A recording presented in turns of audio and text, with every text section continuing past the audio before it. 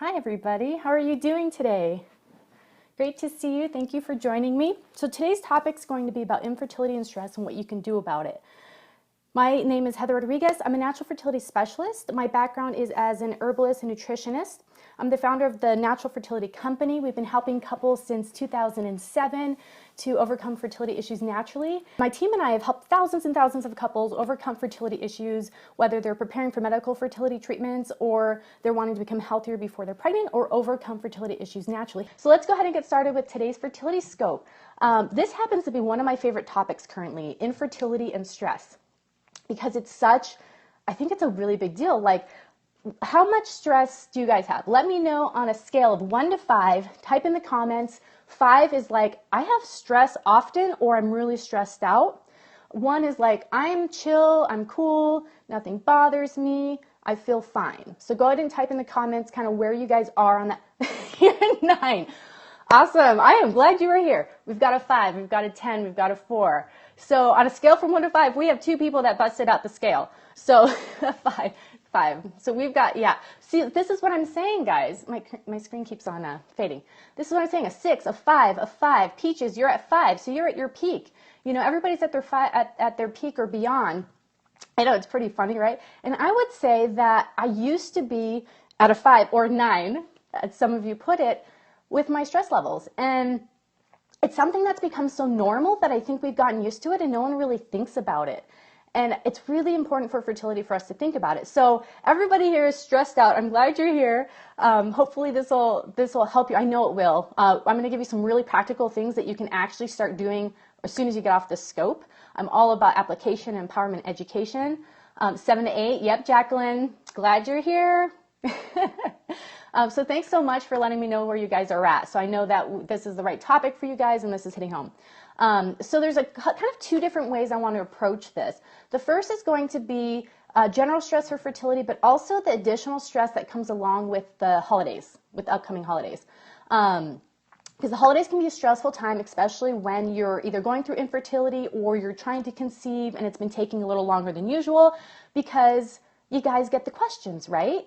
I know before we had our baby that every time I got together with groups of people, and it was mostly during holidays, the questions were busted out at the dinner table. Guys, let me know in the comments if this happens to you, if you're at the dinner table with the entire family you haven't maybe seen for a year or a group of friends, and they feel it's completely appropriate to ask you, when are you going to have your baby? Or, how come you guys don't have kids yet? You'd be such great parents. Or, they just straight up ask you something that I feel is very personal. Yeah, you're so tired of those questions. Yes, Dee Dee. Yep, yeah, you guys know exactly what I'm talking about. I've totally been there. My husband and I, all the time. Yeah, my husband and I are super social. Same here. Yep, every day. Totally, guys. Yeah, and it's funny because it's like I don't know if it's a cultural thing or people just don't know. They probably just don't know because they haven't been there. But so we'll be at a table. We'll be at a table with 15 people. And someone will ask, oh, so when are you guys going to have kids? Because they know we're in our 30s and all of that. Yep, Peaches knows. And it's, so my whole point with that is like, it's at first you're like, oh, why are they asking me this? This is so personal, but they don't see that. They don't see that. Hey, Lorraine, nice to see you.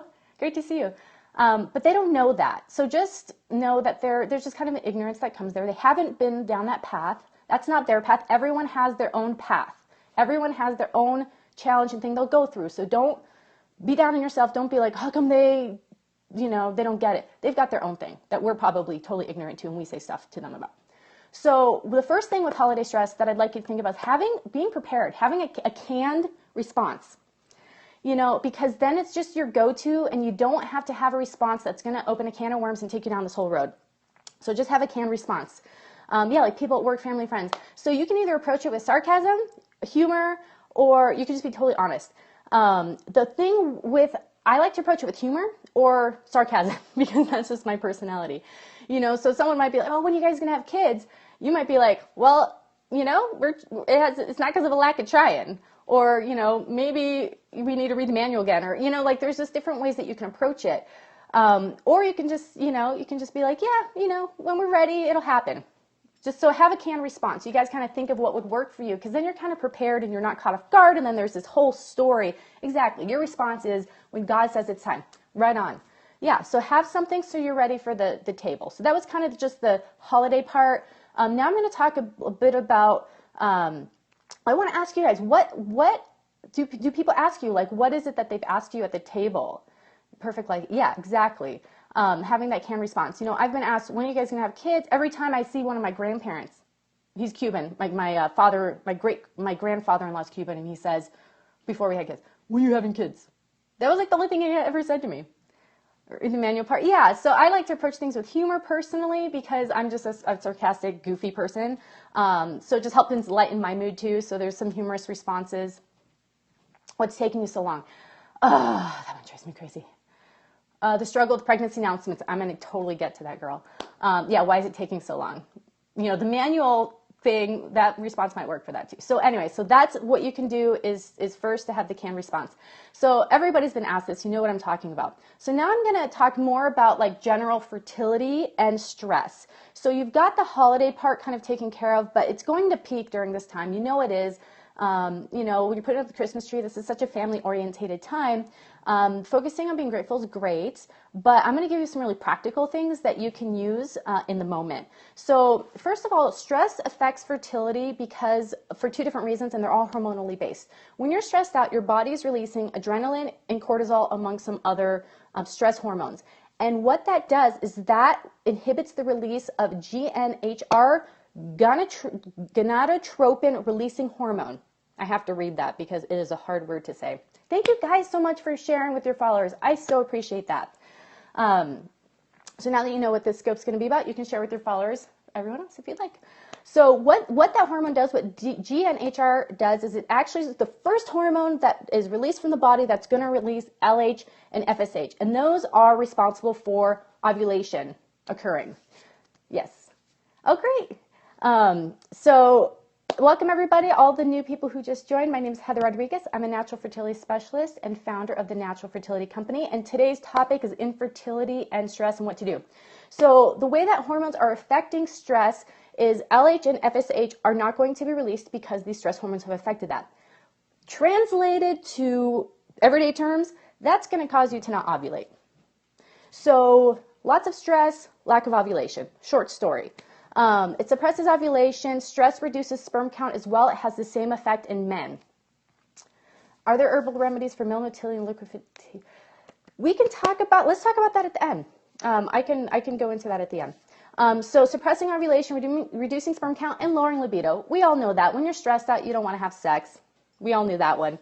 So it's because of the hormones. And then there's another factor that affects fertility as well, is because when you release stress hormones, your liver's main responsibility is to take care of excess hormones in the body. All types of hormones, not just your reproductive and sex hormones, but also your stress hormones. But the stress hormones get priority. So your liver stops getting rid of your excess estrogens, your excess hormones, androgens, whatever it is for you, you know, if you're going through any type of excess there, and goes to your stress hormones. And if that's happening on a daily basis, which it seems like it is for many of you who said you're at a 5, you're at a 9, you're at a 10, that's totally affecting your hormonal balance because it's not getting rid of the excess hormones in your system. So stress hormones get a priority because it's more of an emergency in the body. When cortisol and adrenaline are released, it's like emergency. Same with circulation, totally different topic. But so those are two factors with stress. So that's why it is important to address the stress that we have. The reason I think so many people are stressed out, and including myself, is it's very addicting to be stressed. You get adrenaline, you get endorphins, you kind of get a high from being busy, overworked, multitasking. All these things make you get a buzz. And so it's very addicting. That's why we don't naturally move away from that, why we're doing more and more and more. So I'm going to give you some things that you can do to reduce the stress in your life starting today. Yeah, it's totally addicting. I love being busy, but then I'm like yelling at my husband. So that's not working out, right? Okay, so there's 3 different things I'm going to focus on. So the first is going to be how you need to reduce the stress in your life literally. And guys, when I'm saying this, I go through this all the time. I go through this list. I have to do these things too. Believe me, that's why this is such an important topic to me, because I'm like up there with you guys. I'm a 9. But I use these things and they work really, really well for me. So the first is to reduce the stress in your life literally. And you know, people say that they say, this is one of the things that bugs me the most, and let me know if you guys have heard this. If you just relaxed, you would get pregnant. I know someone who went on vacation and they got pregnant. Okay, that's very nice. Thank you for that information. I'll have to look into that. So there's a smidget of proof to it. You guys have heard that. But you're like, oh, I've been trying for 5 years. Okay, and I went to Mexico every year during that time. I need a refund, right? Yeah, exactly. So while there is a smidget of truth to the reduction of stress, helping, it's not going to be only 2 weeks. This has to be kind of a long-term thing. Yeah, everybody's heard this. It needs to be longer than 2 weeks, right, to have this effect. So it's something to add daily. So, so the first way to literally reduce stress in your life isn't by me telling you, relax, reduce stress. No, it's by actually doing something to reduce stress in your life. And here's how you can do it. The first is you need to create a shield of love. And I know that sounds foo-foo to some people, but I'm serious. And what that translates to is creating boundaries for yourself. Yeah, right, I know, right? Like, would you like to buy that vacation for me? Okay, sure, I'll take it. So it's creating a love shield for yourself, and that could be also considered boundaries. So what that means is, here's some examples of real life things. So when I was trying to get pregnant, oh yeah, totally, boundaries against toxic people. When I was trying to get pregnant, everybody's getting pregnant, of course, right? We have like hypersensors to that. And baby showers, tons and tons of baby showers. So I made it a personal policy for myself that I actually didn't attend baby showers at that time because it was just way too much. Everyone is asking you the question times 10 when you're at a baby shower when you have kids. So I just had a personal policy of not going to baby showers. I would send a present because I've picked out things, 10 years ago, for kids. So I would send them a baby present, of course, and a card. But I personally made a personal policy to not go to baby showers.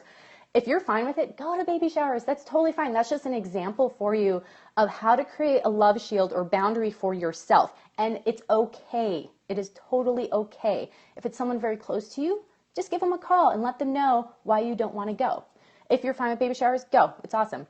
It's the same for people. Someone had just said about toxic people. So there might be some people in your life that are just toxic and cause you a lot of stress. Some of them you can break up with.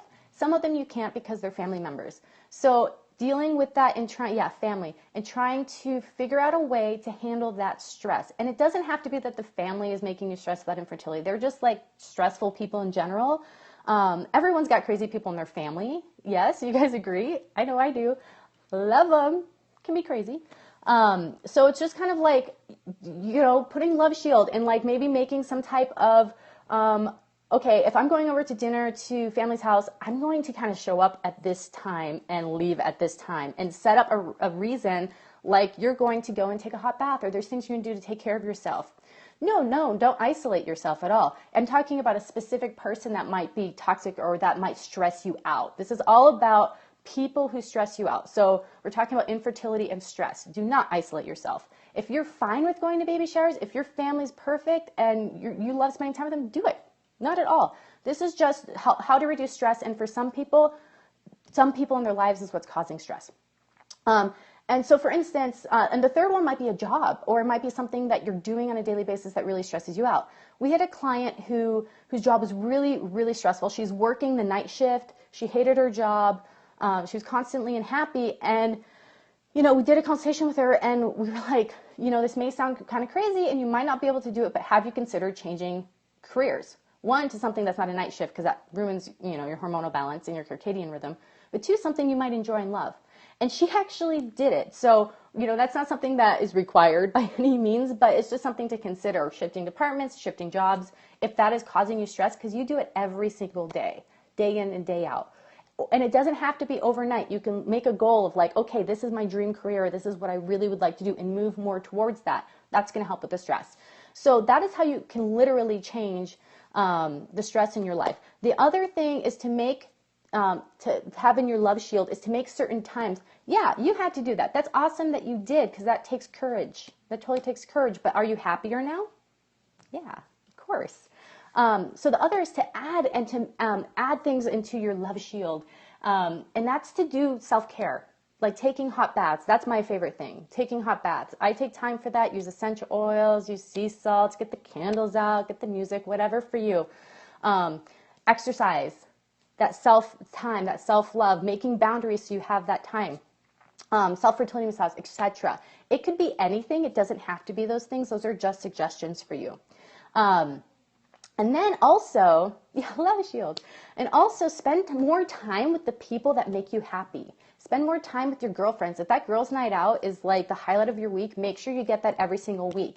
If you love spending time with a certain person or going to a certain place, make it a priority. Yeah, make it a priority and do that and go see those people. Dogs, oh my God, aren't dogs the best people? They're my favorite people.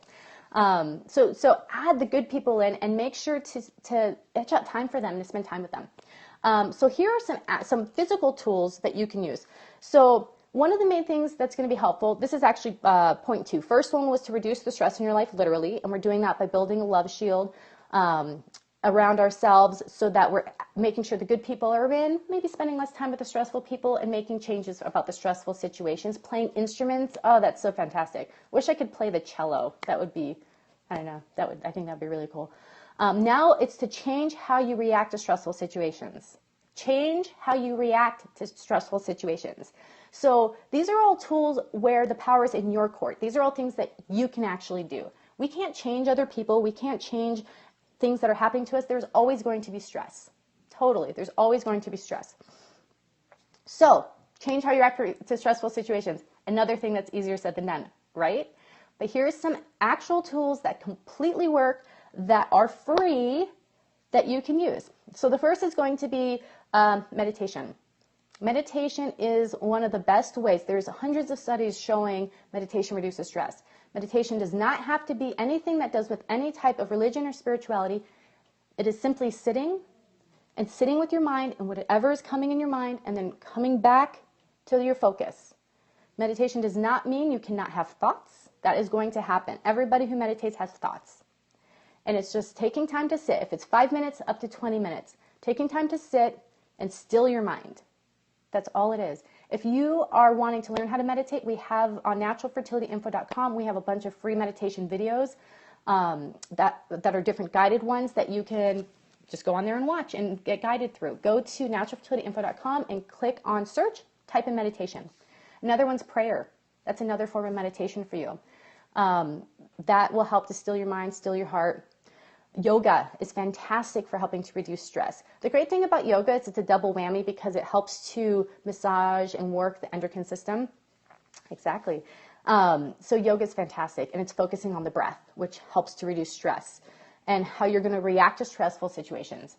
And the reason that these 3 are so useful for stress is because they actually are practice. They're a practice so that when you're in a stressful moment, you have more tools. You're like, oh, I've been practicing breathing every day through using yoga. You're going to automatically be able to use that tool when stress comes up. Or I've been meditating. You're going to be less reactful. Or you've been praying.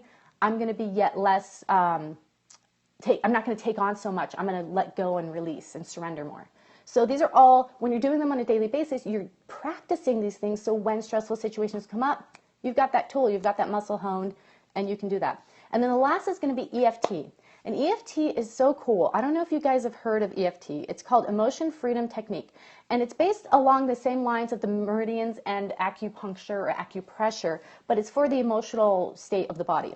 And so what EFT is it's tapping on certain parts of your body. And I have a whole chart on my website.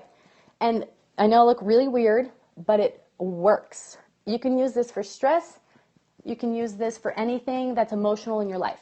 So I use it for stress, and I also use it when I fly because I generally have a fear of flying, but I travel so much, and I love traveling. I'm not going to let it keep me down. One year, my husband and I traveled around the world. We had 23 flights in 1 year as we were traveling around the world. Girl with fear of flying or EFT, no problem. I would just do it. I only had to do it every time I went on a new airplane that was a different size. Like some of the planes had like 8 people in them. And I'm like, and everyone thought I was crazy.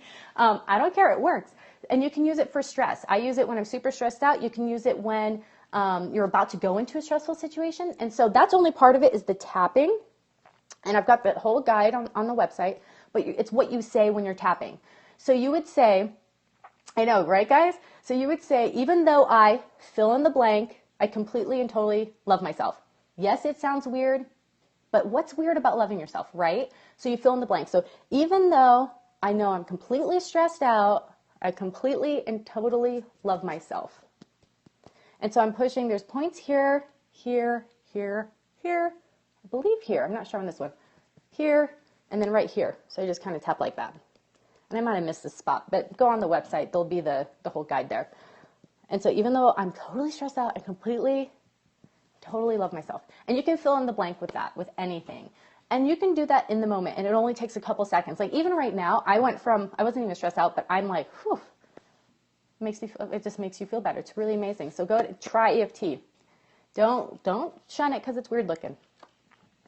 Have you guys tried EFT before? Is anyone here? I know that there's a couple of you who are like, yeah, EFT. It's like a tool in your pocket. So, okay, so the next tip is going to be herbs for stress. So we've got actual tools that you can use. You've used EFT? No, you haven't. Lorraine, you haven't? Cool. Well, I hope you guys never heard of it. Excellent. I hope you guys find it helpful. There's a guide in Natural Fertility Shop that is specific for fertility, for EFT. It's got all the points and phrases, because the phrases can be the harder part than the points. Like the points are always the same. And it's by, it's naturalfertilityshop.com. It's EFT for fertility. Sorry, I'm taking my shoes off. And it's awesome. It's awesome. So you can go there, and then all the phrases and everything are already prepared for you. Okay, so the first tip was, how can you reduce the stress in your life? Literally. The second tip was, change how you react to stressful situations. So we've got 4 tools for that: EFT, meditation, yoga, and prayer. Choose one. Do it daily. Do it often. Work that muscle. So the third is going to be herbs for stress. And as an herbalist, I use herbs for everything. Like there will always be, no matter what topic I am talking about. Let me just make sure I'm plugged in. Okay. No matter what topic I'm talking about, herbs are going to be involved. They're amazing. They do so many different things. So there's a couple of herbs that I'm going to talk about for stress, and there's a lot of different ones that you can use, but these ones are the double whammy herbs. They're good for stress, and they're good for fertility and endocrine system. So there's a lot of different like sedating herbs and relaxing herbs you can use, but these ones are the double whammy herbs, which is like a bonus, right? Okay, so herbs for stress. The first is going to be ashwagandha. Ashwagandha is one of my absolute favorite herbs in the world. It's from India.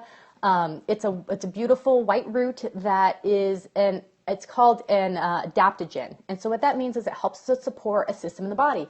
Ashwagandha specifically supports the endocrine and nervous system, and it's very calming. So some of the things that we like to use ashwagandha for are going to be stress support, anxiety, depression, nervousness, anything to do with the nervous system, as well as hypothyroidism. It's very supportive of the thyroid. It's fantastic for thyroid support.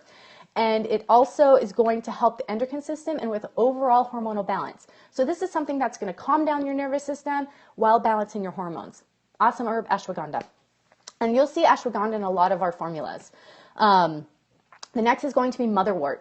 And motherwort is this beautiful tall plant that I was growing in California with these gorgeous flowers. And the leaves kind of look like marijuana leaves.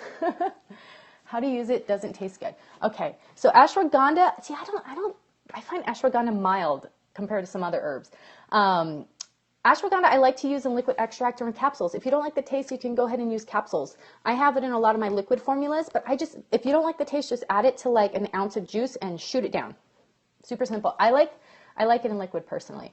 So the next is going to be motherwort, and motherwort is perfect for PMS, anxiety, when you've got that flash of emotion and you're just like pissed off, or someone just said something mean to you, or you just had that day and you need something that's like immediately drops you into a more relaxed state. That's going to be motherwort.